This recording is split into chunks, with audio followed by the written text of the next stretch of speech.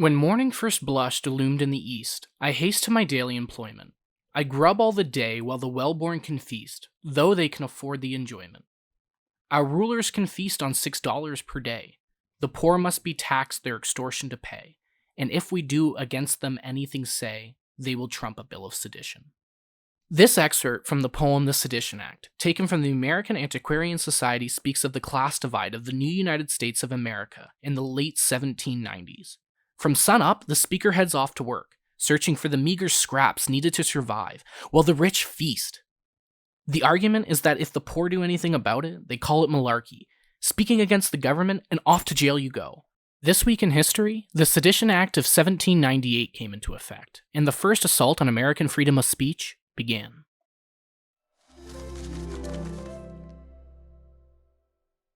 Sedition. We've heard the word across the news often, referring to recent events within the United States, but its beginnings in the US date back to Federalist John Adams, who signed into law the Sedition Act of 1798, making it a crime for American citizens to quote, print, utter, or publish any false, scandalous, and malicious writings about the government. With the French Revolution occurring an ocean away, the Sedition Act is a way to combat the anti-monarchy sentiment building around this time. This is especially important because around this time, you really start to see newspapers pushing the agenda of their respective parties and denouncing the other side. So this act tries to reduce some of these tensions. In actuality, it became this party-based law, where the laws were directed against Democratic Republicans, the party typically favored by newer citizens. Every journalist prosecuted under the Sedition Act were editors of these Democratic Republican newspapers. But I mean, maybe those prosecuted under the Sedition Act had it coming. Maybe they were all anarchists, believing that no government is better than the government currently in power. Let's explore what 5 people persecuted under this act did, and see if it constitutes false statements critical of the federal government enough to warrant jail time and fines. Let's begin with Benjamin Franklin Bach.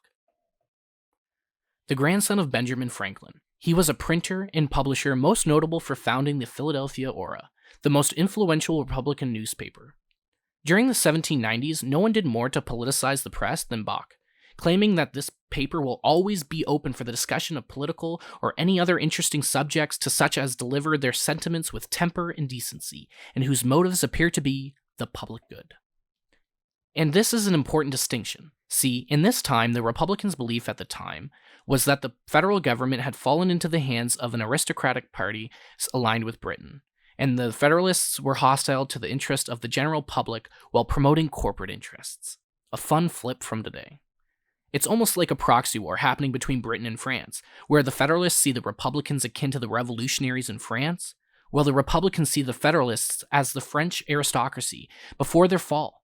Bach, in particular, scared the Federalists so much that they arrested him 3 weeks before the Sedition Bill was signed.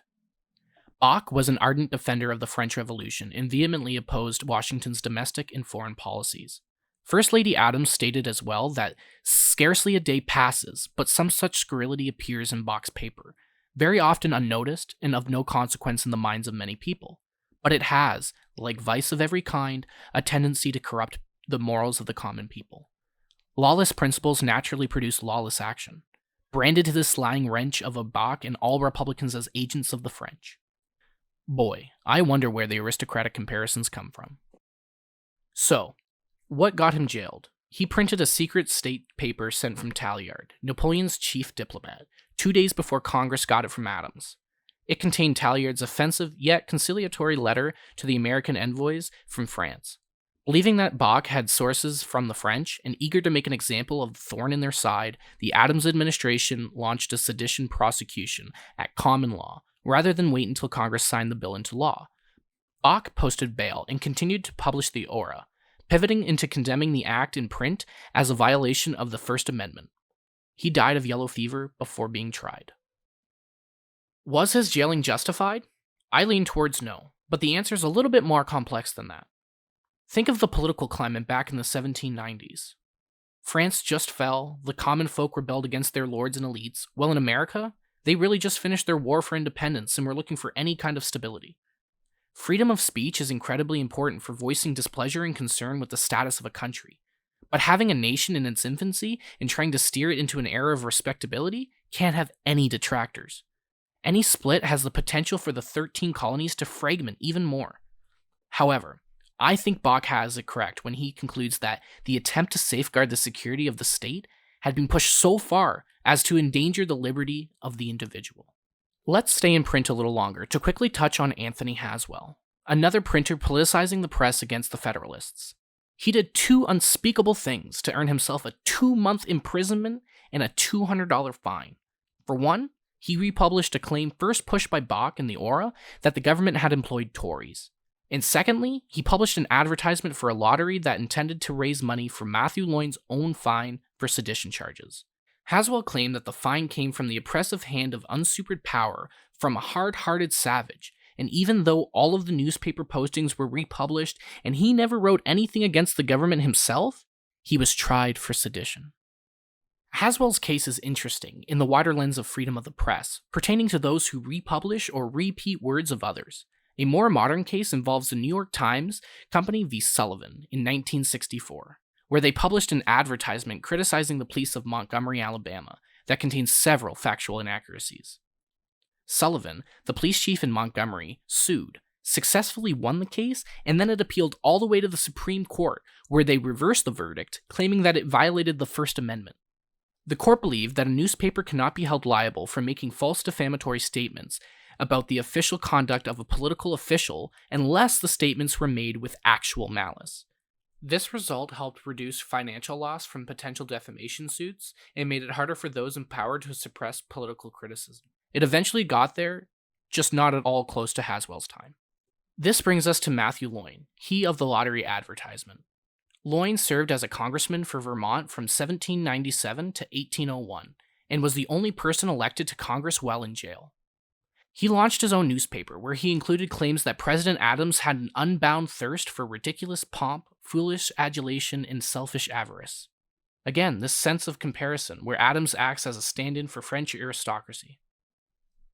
This paper alone wasn't what the Federalists prosecuted Loyne for. They also brought up papers that Loyne either read or published before the passing of the Sedition Act, and just tacked those charges onto later charges.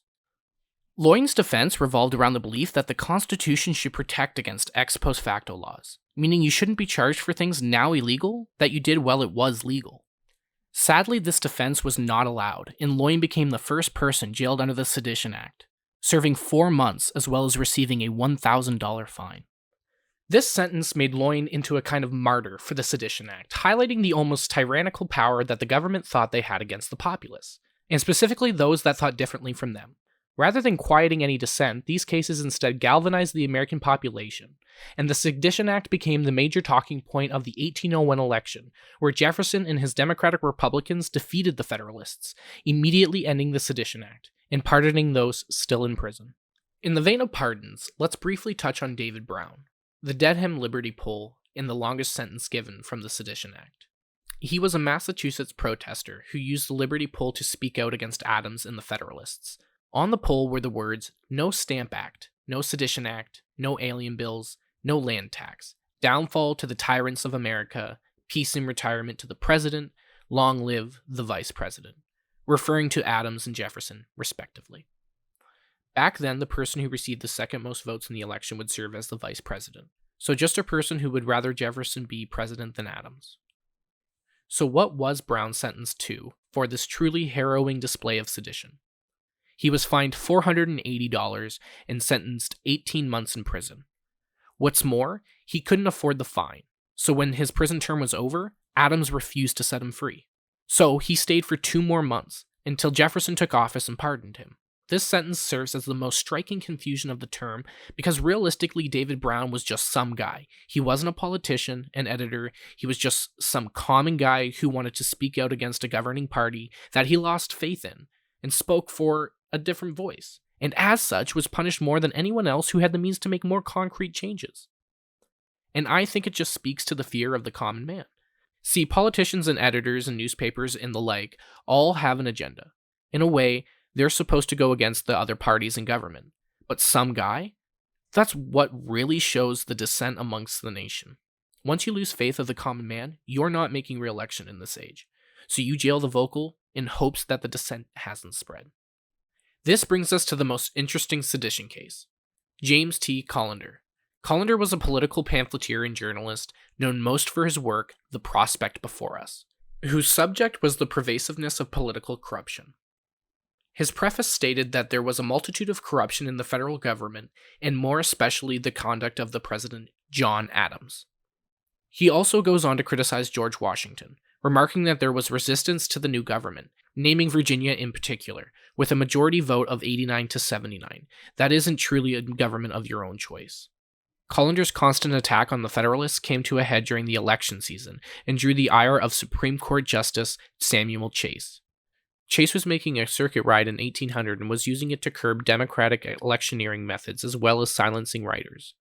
Callender's trial, in particular, is seen as the most important brought under the Sedition Act, as it galvanized the Republican hostility towards the federal judiciary, as well as leading to the eventual impeachment of Chase. The trial even seemed farcical. Chase personally initiated the proceedings against Callender, stating that the laws of the United States could be enforced in Virginia, even though the state legislature had denounced the Sedition Act as unconstitutional. Rather than an impartial jury, it was filled exclusively with Federalists, and instead of the government needing to prove Callender was guilty of the charges, the defense had to instead prove his innocence, which is just a real triple whammy. Some keynotes from the trial include Chase giving the statement that since Callender was a well-informed individual, he surely must have known of the services President Adams had provided to his country, and the length of time that he had served it. It must be impossible, then, that any rational man could believe Adams guilty of any crime that Callender came up with in The Prospect Before Us. On top of that, Chase would constantly interrupt defendants' counsel, and eventually drove them away from the case. While researching this topic, I thought surely that there would be at least some instances of sedition where there wasn't this feeling that the Federalists were just trying to keep themselves in power by any means necessary.